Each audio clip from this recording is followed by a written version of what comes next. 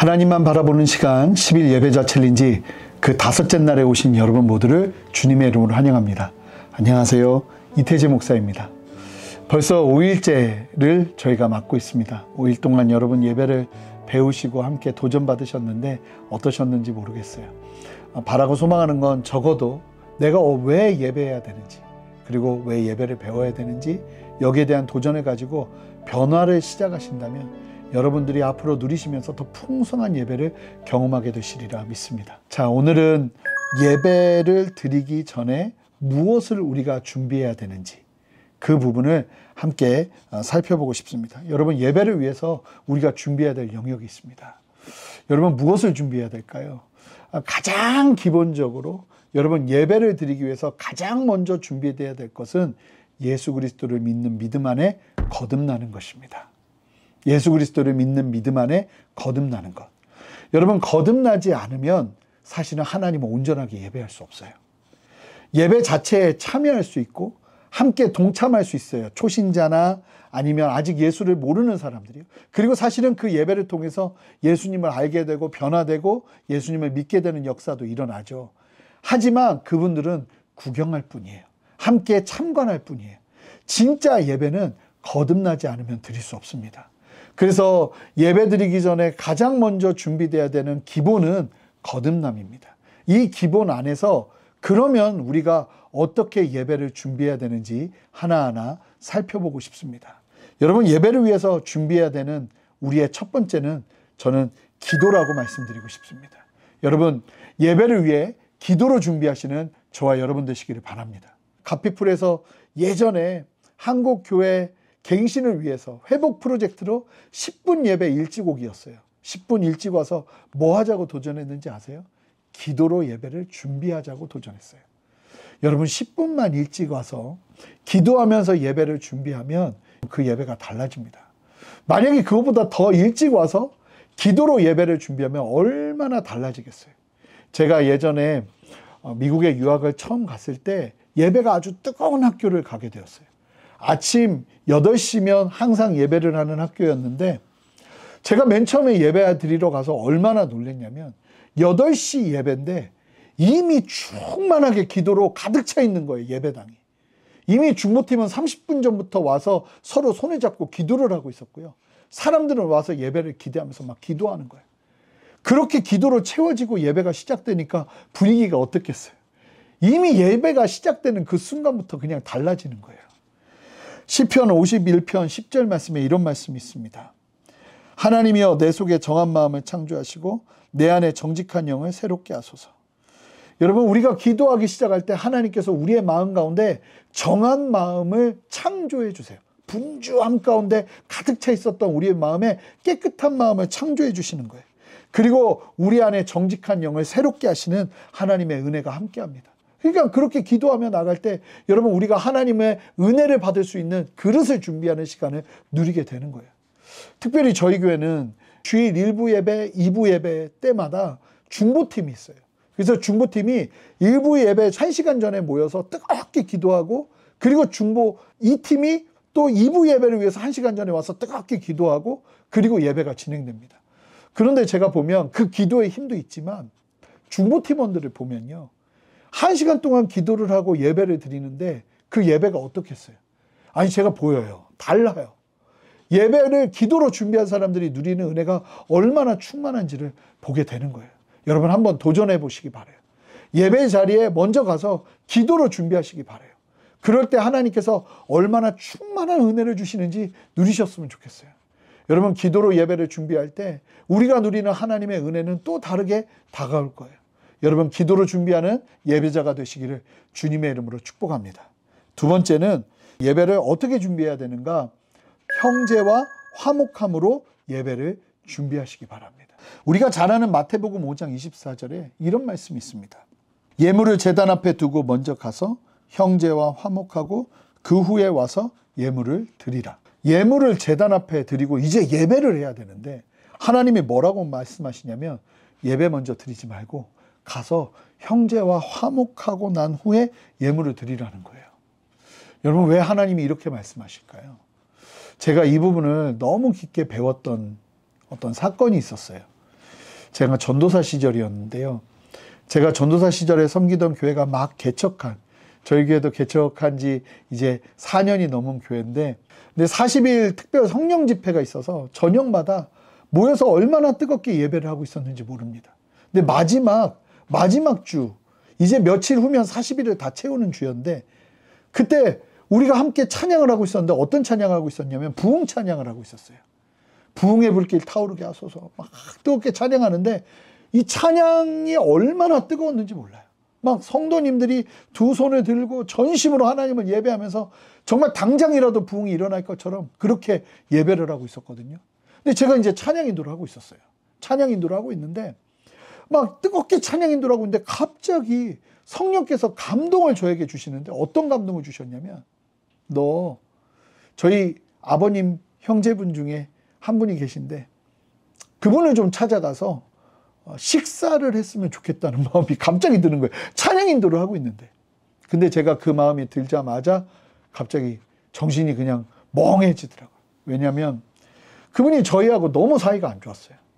어떻게 보면 저희가 재정적으로 굉장히 어려워졌을 때 그 어려운 상황에서 더 큰 어려움을 그분 때문에 겪으면서 서로가 큰 상처를 받고, 제가 그때 막 결혼을 했을 때인데 결혼식에도 오지를 못하셨어요. 그런 관계에 있는 분인데 하나님께서 식사를 하라고 하시는 거예요. 너무 당황스러웠죠. 근데 하나님이 너무 주시는 감동이 커서 결국은 순종하고 하나님 말씀하시는 대로 그냥 전화했어요. 전화해가지고 만나서 식사를 했죠. 그때 제 아내를 한 번도 인사시킨 적이 없어서 제 아내를 데리고 가서 그분을 만났던 적이 있어요.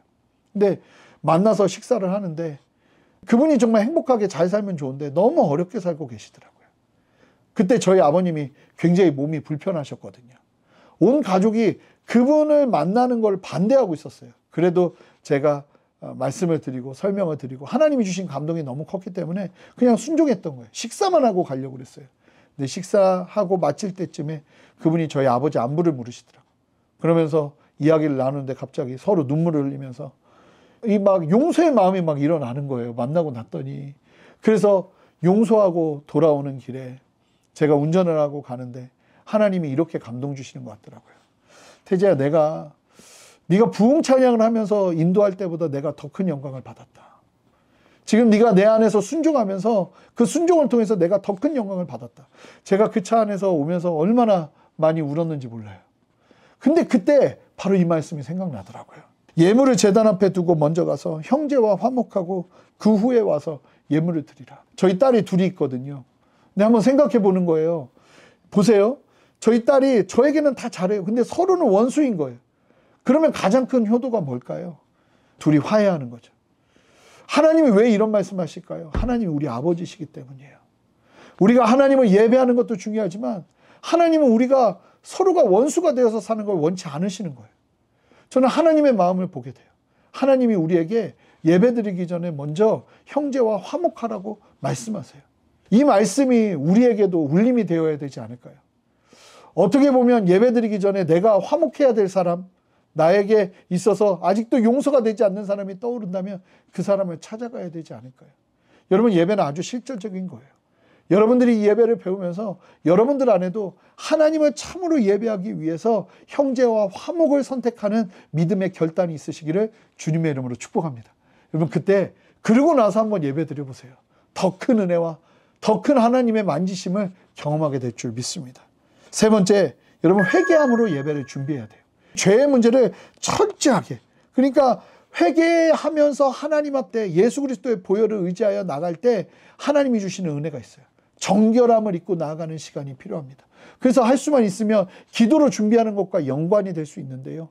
먼저 와서 철저하게 하나님 앞에 우리의 죄를 고백하고, 이미 하나님은 우리의 모든 죄를 사하셨지만 우리의 삶 속에서 하나님을 떠나 있었던, 아니 하나님의 뜻 가운데 순종하지 않았던 죄악들을 고백하며 나아가는 은혜가 필요해요. 우리는 재물을 바치지 않아도 되잖아요. 짐승의 각을 뜨고 짐승을 잡지 않아도 되잖아요. 그 은혜 아래 있지만 그럼에도 불구하고 우리는 하나님 앞에 회개함으로 나아가야 됩니다. 이 회개 자체도 우리의 의가 되는 게 아니라 하나님 앞에 나아가는 데 있어서 우리를 정결케 하는 수단이 되어야 되는 거예요. 그래서 여러분, 회개함으로 예배를 준비하시기 바랍니다. 또 예배를 위해서 무엇을 준비해야 될까요? 여러분, 또 다른 하나는 포기하지 않는 마음이에요.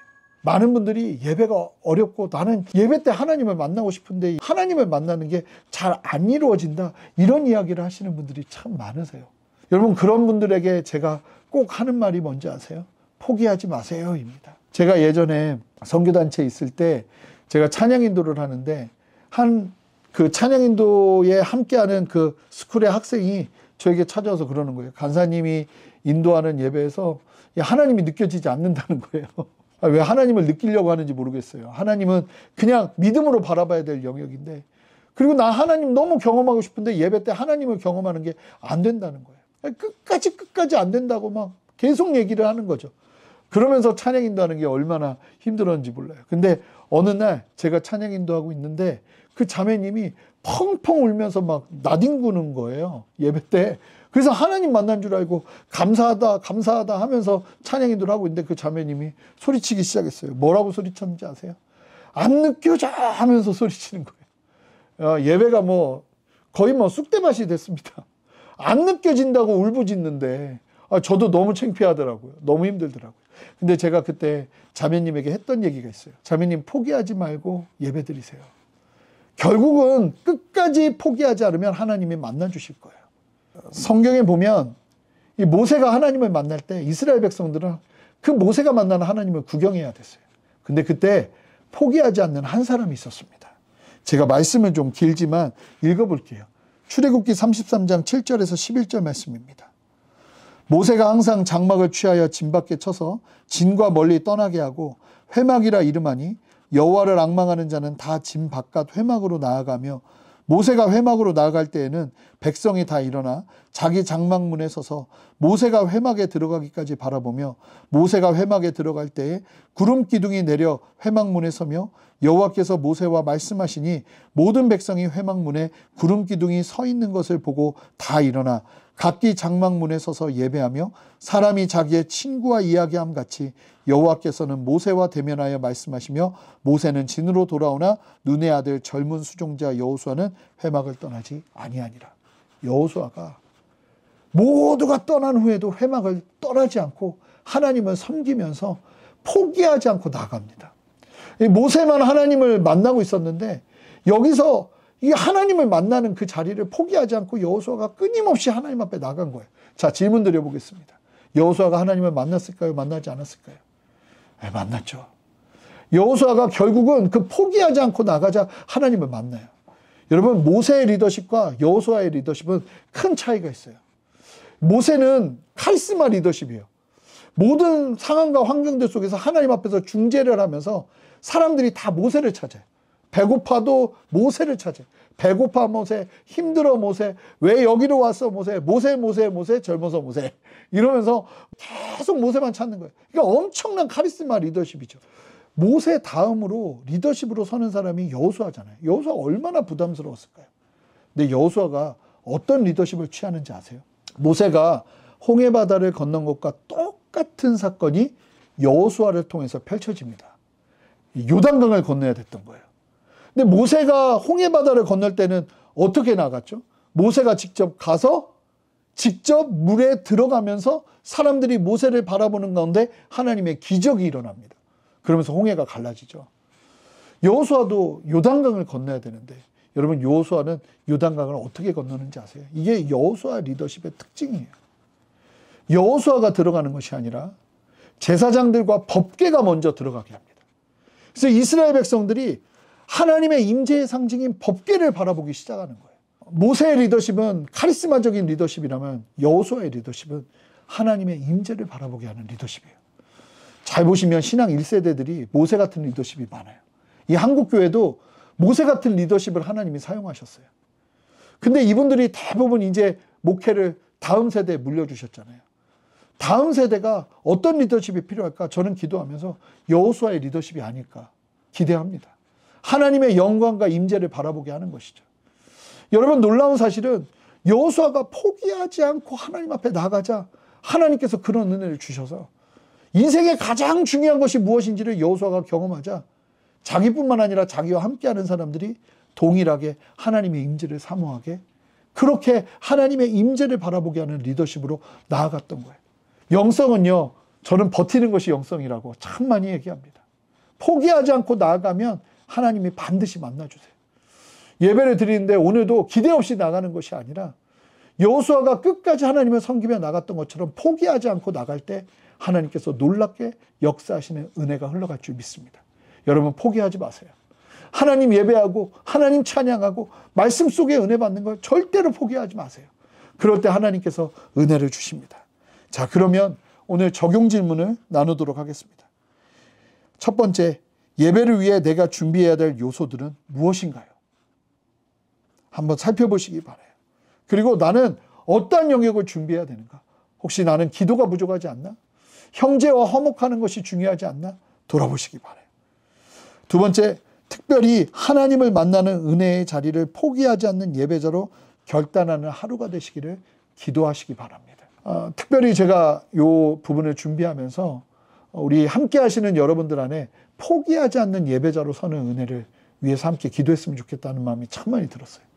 여러분 하나님 만나는 거 포기하지 않고 변함없이 꾸준히 버티며 나갈 때 하나님께서 놀랍게 예배의 문을 여십니다.